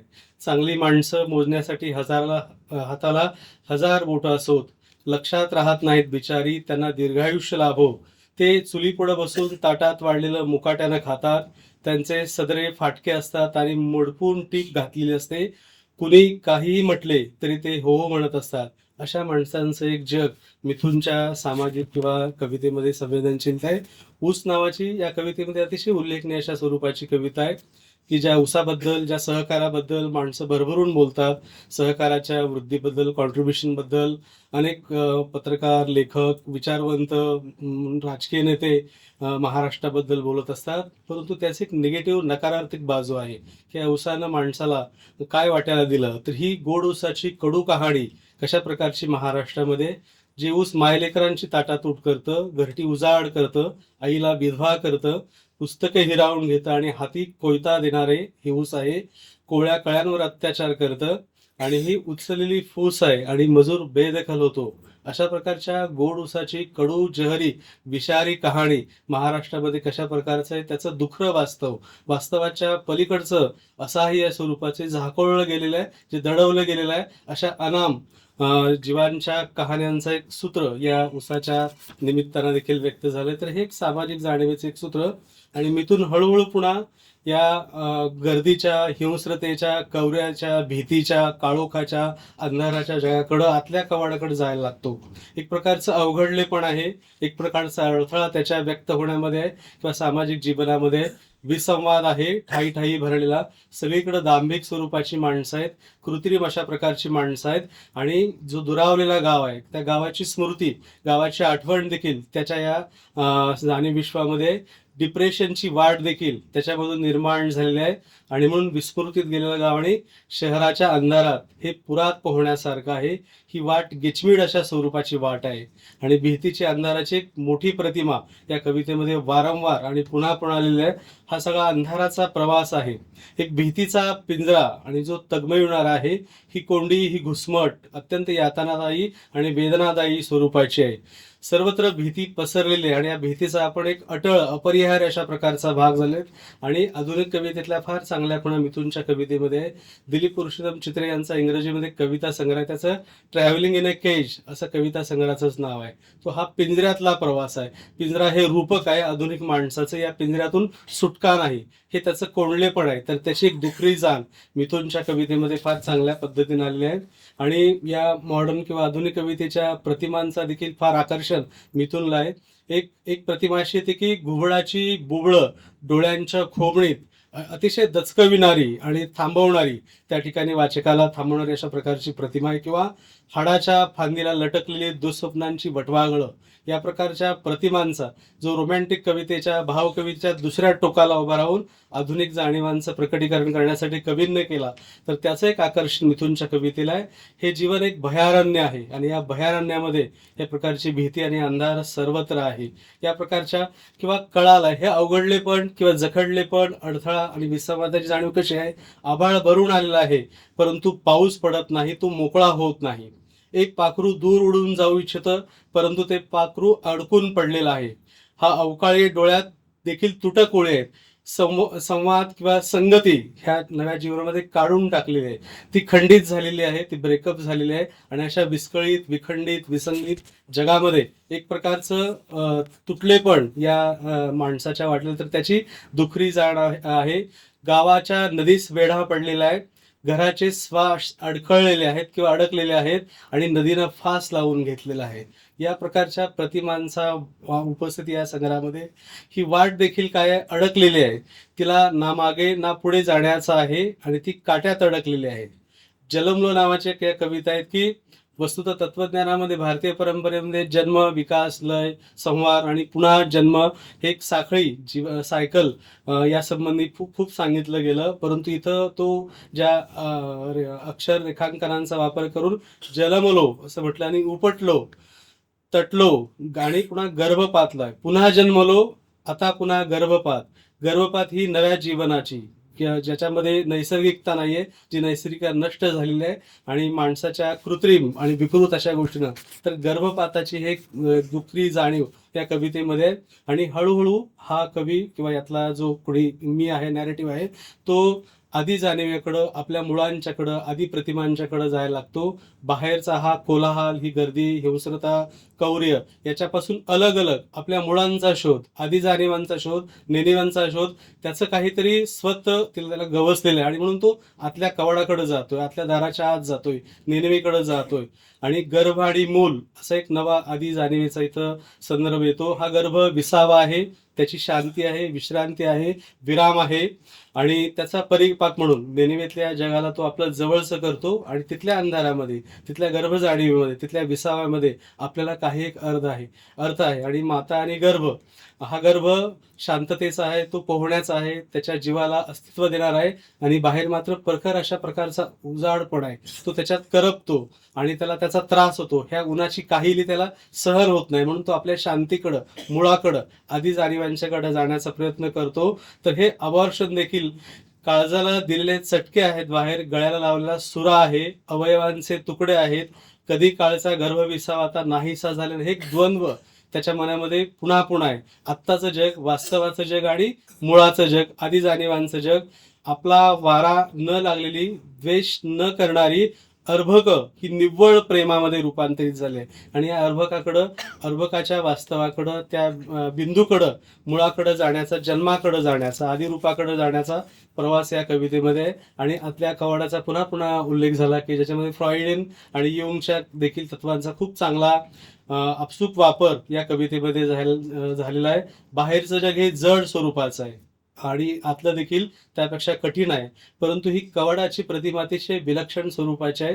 या नेनिवेमध्ये असंख्य आदी काळापासूनच्या मानवाच्या वाटचालीच्या काही खुणा आहेत आणि हे द्वार उघडल्यानंतर आत जाण्याचा जो मार्ग आहे, अगदी ज्ञानेश्वराने देखील किंवा मुक्ताबेन ताटी उघडा ज्ञानेश्वर असं म्हटलं, हा दरवाजा आहे. आणि अशा नेनिवेच्या जगामध्ये तुमच्या अस्तित्वाला, स्वत्वाला काही नवी परिमाणं लाभतात. म्हणून तो किती काळ उघडला नव्हता, तो जीव भेंडाळून गेलेला आहे. अर्धवट शुद्धी की स्वप्न, हा एक संभ्रम आणि भ्रम देखील त्याच्या मनामध्ये, हा निबिड अशा प्रकारचा काळोख आहे, हा दुःस्वप्नातला आहे. मी दिसेना, तो हे अस्तित्व देखील विरून गेलेला आहे. रडू येईना आणि हसू येईना, ही एक धडधड आहे. आणि जवळ बिजेरी नाही, काडीपेटी देखील नाही. या जगामध्ये मानवी अस्तित्वाच्या कुठल्याही खुणा नसतात, लौकिकाच्या, भौतिकाच्या, की त्या उजेडाच्या आणि विजेरीपणाचा देखील सहाय्य त्याला नाही. म्हणून त्या अंधाराला तो सरावलेला आहे, गुदमरलेल्या अर्भकासारखा. आणि सगळीकडे धुळी, जाळी, आळी. आणि अचानक आतली अगणित कवाडं त्याला दिसायला लागतात. आणि जो बाहेरच्या दारापासून विन्मुख झालेला आहे, त्याला हे जग नकोसं झालेलं आहे, की ज्या जगामध्ये वर्तमानामध्ये भीती आहे, हिंस्रता आहे, काळोख आहे. आणि म्हणून ह्या काळोखाकडं, मूळ रूपाकडं, आदी रूपाकडं, आदी जाणीवेकडं, गर्भाकडं, मातेच्या गर्भाकडं, विसाव्याकडं जाण्याचा एक कल्पनाबंध किंवा आदिबंध या कवितेमध्ये पुन्हा पुन्हा व्यक्त झालेला आहे. अगदी काव्यनिर्मितीमध्ये देखील जसं कविता लिहिताना तो उतरतो आपल्यात, परंतु जसा पोहरा आडाची आणि पोहऱ्याची प्रतिमा देखील, आड हा देखील गर्भाचं किंवा आदिरूपाचं, मूळ जाणीवेचं एक रूप म्हणून आपण त्याला पाहू शकतो. हा पोहऱ्यातला आड आहे आणि त्या आडाला झरा आहे. झरा हा देखील चिमुकला आहे. जसं बालकवींच्या कवितला जळात बसला असला औदुंबर, ही चिमुकली वाट आहे कुर्णाकडे घेऊन जाणारी, ती आदी जाणीवीकडं, आदी मायेकडं, आदी रूपाकडं, विसाव्याकडं, विश्रांतीकडे घेऊन जाणारी वाट आहे. आणि गर्भाच्या अंधाऱ्या रात्रीत ह्या कविता सोडून द्यावे लागतात. म्हणून अंधार, काळोख हे त्याचं एक विसाव्याचं आणि विश्रांतीचं केंद्र आहे. या अंधाराची सोबत म्हणून तो आता या, आणि एक मुख्य सूत्र आधीच्या कवितेमध्ये आला, हा एक त्याचा आंतरिकीकरणाचा प्रवास आहे. परंतु याला एक शह देणारा उजेडाचा, चैतन्याचा एक सूत्र देखील या कवितेमध्ये आहे. ते निर्मितीचं, सर्जनाचं तत्व म्हणून या कवितेमध्ये आलेलं आहे. सृष्टीच्या किंवा मीची ही आल्हाद रूप म्हणून ती मातीची सर्जनशीलता आहे. झाडाच्या रूपकाचा किंवा प्रतीकाचा पुन्हा पुन्हा या कवितेमध्ये वापर झाला आहे. या कवितेची अर्पण पत्रिका इतकी सुंदर आहे की ती अर्पण पत्रिका पानदेवा आणि रानदेवा पहिला नमस्कार तुमच्यासाठी. जसं आपल्याकडे गणेशाला सगळ्यांनी वंदन केलं, पण अण्णाभाऊंनी मायभूमीच्या चरणाला वंदन केलं आणि एका प्रतिकार चिन्हांची निर्मिती केली. तसं मिथुनच्या कवितेमध्ये हे पहिला नमस्कार रानदेवा आणि पानदेवा आहे. ज्या सृष्टीचं बहरलेपण, सुपलीकरण, वाहतेपण, जिवंत ठेवणाऱ्या ह्या दोन गोष्टी आहेत. तर त्या गोष्टीला पानदेवा आणि रानदेवाला त्यांनी पहिला नमस्कार अर्पण केलेला आहे किंवा दिलेला आहे. आणि प्रेमाचं, प्रीत अनुभवाचं एक चित्र या सृष्टीचा एक विलोभनीय आविष्कार तत्व म्हणून चैतन्याचं, की जे प्रकाशाचं आहे, जे आधीच्या अंधाराला मूळ रूपाला शह देणारं एक तत्व मिथुनच्या कवितेमध्ये आहे. आणि त्यातली चंद्रकोर धावणारी आहे रात्रभर. कुणासाठी? ती कुणाला शोधत होती? तर उजेडा आदीमध्ये तिची भेट होते आणि क्षितिजावरती सगळी लालीच लाली पसरते. हे एक तत्व प्रेमातलं आहे, की ज्याच्यामध्ये आनंद आहे, साफल्य आहे, सुफळता आहे आणि त्या दुःखाला आणि हिंसेला शह देणारं हे तत्व त्याच्या कवितेमध्ये आहे. ते प्रीतीचं, प्रेमानुभवाचं आहे आणि सृष्टीच्या नूतनीकरणाचं देखील आहे. आकाश याला आकाश आणि नभाचा किंवा गगनाचा आणि मातीच्या मिलनाचं एक तत्व या कवितेमध्ये आहे. हे दोघांची प्रीत रुजावी आणि तिच्या निळ्या आभाळाचा रंग मणी वसावा. तिच्या असण्यात विजेची चाहूल आहे. ज्या प्रतिमांचा वापर केला त्यांनी पहा, की आधुनिक कवितेचा एक संस्कार या कवितेत फार चांगला आहे, की तिच्या असण्यामध्ये विजेची चाहूल आहे आणि बीज मातीतून जसे येते तशी प्रीत रुजावी. या प्रकारच्या सृजनाचं, निर्मितीचं, प्रेमाचं एक तत्व. काही प्रीत झोकामध्ये महानोरांच्या काही शेड देखील एक पाखरूमध्ये हुरडा भरात आलेल्या कवितेसारख्या कवितेमध्ये महानोरांच्या काही खुणा दिसतात. काही गझल टाईपमध्ये देखील हा प्रेमाचा अनुभव म्हणजे शब्दांचा इतका नेटका, इतका नेमका वापर करणं हे देखील मिथुन. आणि ही कविता इतकी आटोपशीर, इतकी घडीव स्वरूपाची, अल्पाक्षरी स्वरूपाची आहे, संक्षेपी स्वरूपाची आहे, की त्यातल्या काही ओळी पहा, की दो घडीची सात परी पेटून जाते वात. आता ही प्रेमाची वात आहे, जी वात जिवंत ठेवणारी आहे, पेटणारी आहे किंवा जिच्या प्रकाशाचं तत्व आहे. मी गुरे हाकतो राणी दूर नदीच्या काठी, तू वेणू फुंकन जाता अंगांग गोकुळ होते. मी श्वास उपाशी देऊन चंद्र रातीला जळतो, तू अशाच वेळी नेहमी प्राजक्त होऊन फुलते. अशा भावकविता आणि रोमॅन्टिक पण त्यातही शब्दांच्या वापराला एक वेगळेपण आहे. तर अशा एक या अंधाराला शह देणारं उजेडाचं एक चैतन्याचं एक तत्व कवितेमध्ये आहे. झाड आणि पक्षीमध्ये देखील, की ती म्हणते की आपलं नातं काय. मी म्हणालो झाडावर पक्षी बसल्यावर ते झाडांचे होतात. हे मिसळणुकीचं, एकमेळीचं, अद्वैचं तत्व दोघांमधल्या, की झाडांना पंख फुटतात आणि पक्षी उडताना झाड आभाळ होतात. या प्रकारची एक उदात्त रोमॅन्टिक जाणीव मिथुनच्या कवितेमध्ये आहे. अगदी आहेर नावाची एक फार चांगली कविता या संग्रहामध्ये, की ज्यामध्ये आकाश मातीच्या मिलनाचं, निर्मितीचं, कृतज्ञतेचं तत्व, की ज्यामध्ये लोकपरंपरेतून वाहत आलेल्या अनेक गोष्टींचा अंतर्भाव, मातीची सर्जनशीलता आकाशाच्या साक्षीने फुलते, हे एक तत्व या कवितेमध्ये. अगदी काळी भुई तापू दे, उन्हामध्ये धापू दे, पाण्याचे डोहाळे आभाळाला झरू दे, मातीमध्ये मुरू दे, मातीत बीज रुजू दे आणि गर्भात शांत निजू दे. तर या कवीचा कानोसा, त्याचा डोळा पुन्हा पुन्हा कशाकडे जातो. सामान्य कवी मराठीमध्ये 99% कवी हे गद्य लिहितात. पद्य फार कमी लोक लिहितात आजच्या काळामध्ये. तर पद्य म्हणजे वर्तमानपत्र नाही, वर्तमानपत्रातली बातमी नाही.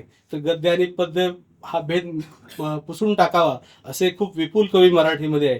तर रुजून बाहेर ये दे आणि मातीला नवा आहेर दे, अशा प्रकारची जाणीव. आता हे आहेराचं रूप आहे. सृष्टीविषयी, मातीविषयी, निसर्गाविषयी इतकी कृतज्ञता आणि शब्दांचा इतका अधिक नेमका आणि अचूक वापर हे मिथुनच्या कवितेचं वैशिष्ट्य आहे. आधुनिक कवितेच्या किंवा मर्ढेकरी ध्वनींचा, प्रतिमांचा वापर या कवितेमध्ये आहे. अगदी पुण्यामध्ये ज्यावेळेस तो गणपती गर्दीचे देखावे पाहतो, आता अशा प्रकारच्या गोष्टीवर कविता लिहिणं, इतकी अस्मितांची सेन्सॉरशिप लिहिणाऱ्यांच्या वरती, की जीव दडपून जावा वाचकांचा आणि लेखकांचा देखील. आता सत्य स्वरूपाचं किंवा चांगल्या कविता, अरुण कोल्हटकरांची जर तुम्ही अस्मिता नावाची कविता वाचून पहा, ती जर कविता ह्या अस्मिता संवर्धनवाल्यांना समजली तर ती कविता जाळून टाकतील, अरुण कोल्हटकरांची अस्मिता नावाची कविता. तर तो अवतीभोवती माणसं मुंग्यांसारखी वाटतात या कवीला, आणि मी झटकतो अंगावरली धूळ या प्रकारची. किंवा कावेळी झालेले महापालिकेचे दिवे, तर दिव्यांना, दिव्यांच्या उजेडांना कावेळी झाल्याची उपमा देणं. किंवा झिंगलेल्या बेवड्याप्रमाणे शेवटची सिटी बस डुलत डुलत येत राहते. तर हा एक आधुनिक कवितेचा एक प्रभाव मिथुनच्या कवितेवरती आहे. काही सिनेमॅटिक तंत्राचे देखील काही कवितेमध्ये काही गोष्टी आहेत. विशेषतः ती गर्दी त्या देखाव्यामधला उल्हास पाहत असताना त्या गाण्यांचा वापर गणपतीतल्या देखाव्यांचा ज्या पद्धतीने केलाय आणि ती सचित्रता किंवा सिनेमॅटिक कॅमेराच्या स्वरूपाची काही शब्दशैली आहे. एक संवादी पण या कवितेमध्ये खूप आहे. त्याच्या मौनाच्या संवेदामध्ये भूतकाळातल्या गोष्टींचा खूप अंतर्भाव आहे. की तुम्हीची ही कविता आहे आणि त्याच्यामध्ये मी म्हणालो, ती म्हणाली मी कोण आहे तुझी, माझं तुझं नातं काय आहे, ती म्हणाली तू कुणाचा, ती म्हणाली मी तुला सोडून गेले तर. अशा प्रकारचा एक संवादी सर्वनामवाचक अशा संवादाचा एक स्वर या कवितेमध्ये आहे, मोठ्या प्रमाणामध्ये आहे. पत्की यांनी या कवितेचं फार चांगलं वर्णन केले की आत्मनिष्ठ आणि समाजनिष्ठ स्वरूपाची ही कविता आहे आणि त्याच्या उजळ बाजू या कवितेमध्ये खूप मोठ्या प्रमाणामध्ये आहेत. एकाच वेळी भावकविता, रोमॅन्टिक परंपरा आणि समूहनिष्ठ आणि आधुनिकतावादी कवितेचा एक संस्कार मिथुनच्या कवितेवरती आहे. आणि या कवितेमध्ये आणखी म्हणजे मिथुनच्या कवितेमध्ये चांगल्या कवीला भाषेशी सतत झगडावं लागतं, भाषेची झुंज घ्यावी लागते. हिंदीतले एक फार चांगले कवी राजेश जोशी यांनी असं म्हटलंय की कवीला कवितेची भाषा कशी सापडते. एखादी व्यालेली मांजरीण नुकत्याच आपल्या पिलाला आपल्या अनुकुचित दातानं एका ठिकाणी उचलून दुसऱ्या ठिकाणी नेऊन ठेवते आणि त्या मांजराला कुठल्याही प्रकारची इजा होत नाही, तसं कवीचं आणि भाषेशी नातं असतं. हा मिथुनच्या कवितेमध्ये आणखी एक की आता जे आपण म्हणतो की एक चांगल्या कवितेचा गुण काय, कवितेनं सांगू नये, कवितेनं बोलू नये. आपल्या कवितामध्ये इतके कवी तर पहा संमेलनामध्ये त्याचं स्पष्टीकरण 10-10 मिनिटं देत असतात. म्हणजे लोकांना वाटतं समोरचे ऐकणारे खुळे लोक आहेत वगैरे, इतकं कवितेचं स्पष्टीकरण आधी एक संमेलनामध्ये देत असतात. तर ते पद्य लिहितच नाही, तर कवितेनं फक्त असावं. कविता ही आंतरिकतेच्या खूप जवळ असते आणि ती वाट मिथुनला सापडलेली आहे. हे आतलं कवाड आंतरिकतेचं हे खरोखर कवितेचं कवाड आहे. या कवितेमध्ये मिथुन आणखी गोष्ट करून ठेवलेली आहे की त्याला स्वतःला देखील माहित आहे की ट्रॅप या कवितेमध्ये आहे. मी तो सांगत नाही पण मिथुनला तो माहिती आहे. तर ही कोंडी कशी फोडावी, तर हे मिथुनला भविष्यामध्ये लक्षात देखील येईल किंवा आता देखील लक्षात आलेलं आहे. तर हे कवितेची वाट किंवा मिथुनच्या पुढच्या कवितेच्या अनेक वाटांच्या पाऊलवाटा चांगल्या कवितेच्या, सकस कवितेच्या या संग्रहामध्ये आहे. पुढच्या कवितेची वाट अधिक प्रशस्त, अधिक दीर्घ, अधिक विस्तारित, महावाट होण्याच्या अनेक खुणा या कवितेमध्ये आहेत आणि अतिशय संवेदनशील स्वरूपाची कविता आहे. तो खूप कमी बोलतो, परंतु ज्या पद्धतीचं लिहिणार, ज्या पद्धतीच तो पाहतोय त्याला खूप सांगायचं आणि त्याचा आशय खूप घनदाट देखील स्वरूपाचा आहे. पण भाषेची झुंज करण्यासाठी मराठीमध्ये इतके अनेक चांगले श्रेष्ठ कवी आहेत, हिंदीमध्ये आहेत, तर ती एक झुंज भविष्यामध्ये मिथुनला घ्यावी लागणार आहे. आणि हे आतलं कवाड जे आंतरिक, कवितेचं नातं आंतरिकतेशी असतं. कविता ही गर्दीची नसते, कविता ही टाळ्यांची नसते किंवा कविता ही दिवस बिजू फुलायची अशी इतकी साधी सोपी कविता नसते, तर तिचं नातं आंतरिकतेनं असतं. तर मिथुनला त्याच्या पुढील कवितेच्या वाटेसाठी खूप शुभेच्छा.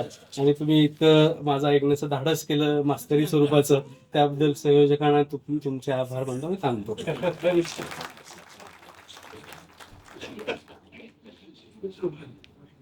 शिंदे सरांनी दिलेल्या शुभेच्छांसह थांबूया.